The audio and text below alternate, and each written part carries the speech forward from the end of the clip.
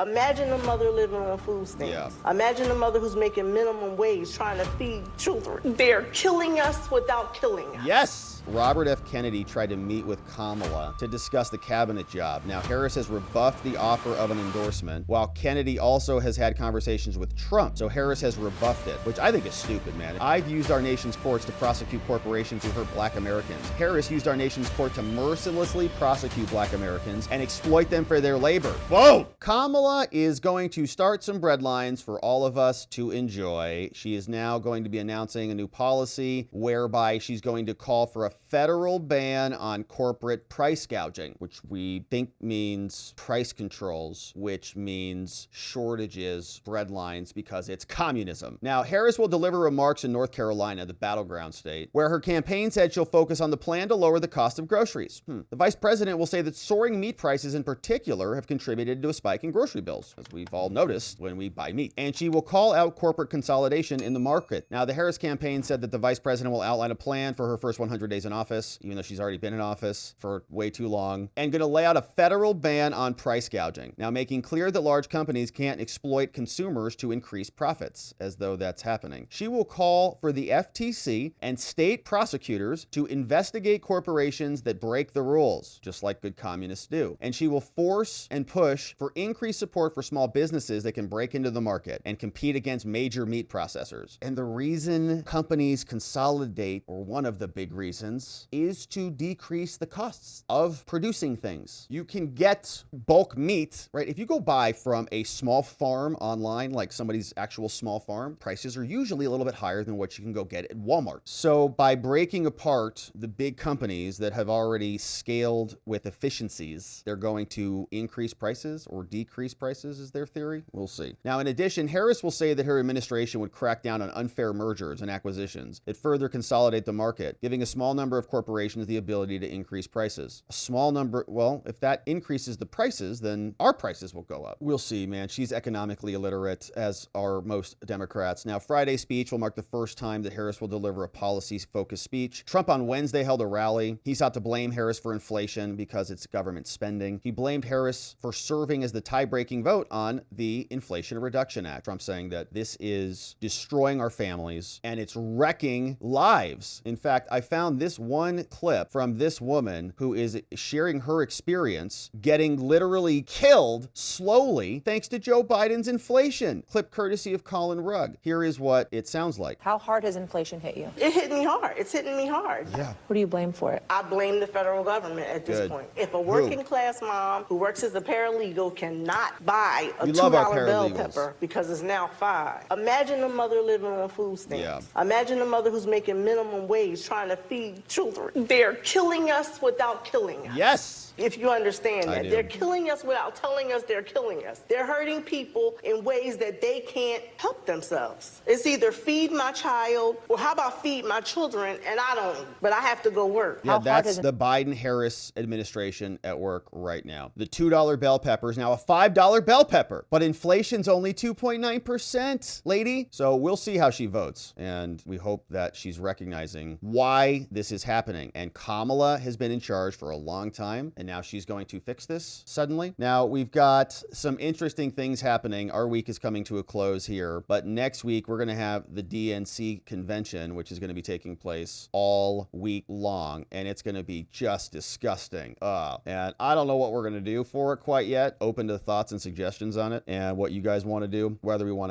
to, cover it with a light touch, whether we want to focus on it a little bit more, whatever. But the point is, here's what's happening right now. There was a Harry Walls event, and this came over from Olivia Scootercaster, and there are Palestinian protesters who are showing up. And so some people are thinking that this is going to be the scene when the DNC convention gets underway, right? So you can see all the Palestinian protesters are there. And as we scrub through this a little bit, this looks like it was at a Harris Walls event. So cops are there trying to keep people out, and things are getting spicy. So is this what is going to happen next next week. Pro-Palestinian protesters storm into the Democratic Party. After-party event following Kamala Harris.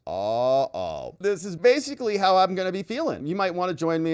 This might be a big issue for you. You may not really have a take. We saw that RFK Jr. was apparently trying to throw in with Kamala, and this is curious. Now, he's denying this, actually. He just came out and denied it, but let's read this article. So the article says that Robert F. Kennedy tried to meet with Kamala to discuss the cabinet job. Now, Harris has rebuffed the offer of an endorsement, while Kennedy also has had conversations with Trump. So Harris has rebuffed it, which I think is stupid, man. Man, if Trump came out and said, listen, we're going to put you in charge of Health and Human Services, that would be incredible. He could run the CDC, he could run, the FDA, all that kind of crap. Nice oversight over that. Independent presidential candidate RFK sought a meeting last week with Kamala. Now, you don't know if it's to throw in with her or what, but I guess that's probably the only reason you're meeting, to discuss the possibility of serving in her administration as a cabinet secretary. If he throws his support behind her campaign and she wins, then he wants to be a part of it. Harris and her advisors have not responded with an offer to meet or shown interest in the proposal. The Kennedy outreach made through intermediaries follows a meeting in Milwaukee last month between Kennedy and Trump to discuss a similar role. In those discussions, Kennedy spoke about advising Trump on a second term on health and medical issues, which I would be fine with. The independent candidate and namesake of the most famous American political dynasty, his campaign has produced polling, which it has tried to share with Democrats, that it claims that shows both Harris and Trump would get a boost in their public support if either candidate announced publicly that Kennedy would be in their administration. At the moment, Kennedy says he's continuing to campaign with the expectation he'll defeat them both, and he says he hopes that Harris reconsiders his offers of a meeting. Okay, I think it's a strategic mistake for them. That's my perspective. I think they ought to be looking at every opportunity. I think it's going to be a very close race. He's right about that, I think. The latest round of outreach follows earlier efforts to convince Democrats that Kennedy would make a better candidate on their ticket than Biden, even after Kennedy left the Democratic nomination fight to pursue an independent campaign. I think Democrats are a little bit freaked about him. Even his own family's like, they don't even like him. They've abandoned him. So here's what he said. He says, look, Harris's Democratic Party would be unrecognizable to my father and uncle, and I cannot reconcile it with my values. Now, the Democratic Party of RFK and JFK was the party of civil liberties, free speech. I remember when the Democrats were much more about free speech, like under the Kucinich era. Harris is the party of censorship, lockdowns, and medical coercion. Kennedy Democrats were anti-war. Yeah, now they're the most pro-war people in the country. Kamala is riddled with neocon warmongers, right? Ukraine, they lied to us about blowing up pipelines. I mean, it's like never ending. They're like pro-war constantly. The RFK, JFK Dems were allies of Main Street, cops, firefighters, and working people. Harris is the party of big tech, big pharma, and Wall Street. My dad and uncle's party was the champion of voting rights and fair elections. Harris is the party of lawfare, disenfranchisement, the coronation of its candidates by corporate donors and party elites. I've used our nation's courts to prosecute corporations who hurt Black Americans. Harris used our nation's court to mercilessly prosecute Black Americans and exploit them for their labor. Whoa! My father and uncle prided themselves on their skills at debate and their ability to articulate a coherent vision for our country. Harris is scared to debate and can't survive an unscripted interview. Instead of outlining a vision, she relies on middle school tactics, memes, forged headlines, brat Harris, infantile slogans like joy, and name calling like Republicans are weird. I've spent years battling government corruption and lies. VP Harris spent years gaslighting Americans about the health of our commander-in-chief. I have no plans to endorse Kamala Harris for president. I do have a plan to defeat her. I mean, that's a banger statement right there. So I don't think he's going to be joining her campaign. If he was talking about it and then drops this on it, I don't think so, right? I don't think she can take him now. He's like just become too toxic for that. Now, there's also more happening here. So the crypto conflict continues on. So the Crypto for Harris event, which happened yesterday, has been an absolute abomination. A bunch of awful, inauthentic people who know nothing about crypto are shown in pre-recorded videos because they couldn't even have the respect of showing up to ask for your support to the crypto bros. Offensive, embarrassing, and shameful. And this is Tyler Winklevoss, who's made some major donos to Trump. He says, there were pre-recorded videos. They were reading for scripts. Harris is a no-show at her own event. What a clown show. All right, this is good news. I was concerned that Harris might wise up and try to embrace the crypto bros because there's a bunch of crypto bros out there who are wanting to be,